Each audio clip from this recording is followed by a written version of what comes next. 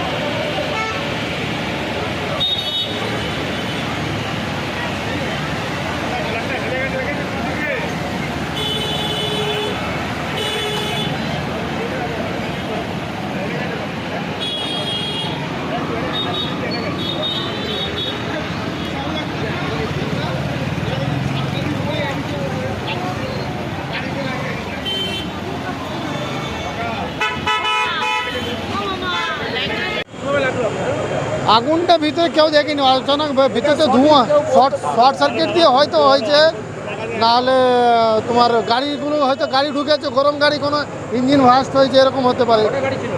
ভিতরে আছে 7-8টা গাড়ি আছে।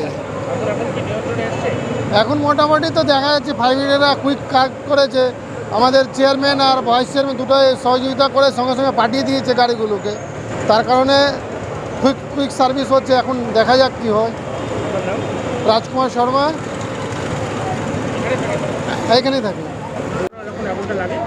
আমরা যখন লাগে, আমরা একজনের বাড়িতে নিমন্ত্রণ ছিল, ওখানে খেতে গেছিলাম খড়দাতে। তারপরে ফ্ল্যাট থেকে ফোন আসে যে ফ্ল্যাটে আগুন লেগেছে, মানে গ্যারেজে আগুন লেগেছে।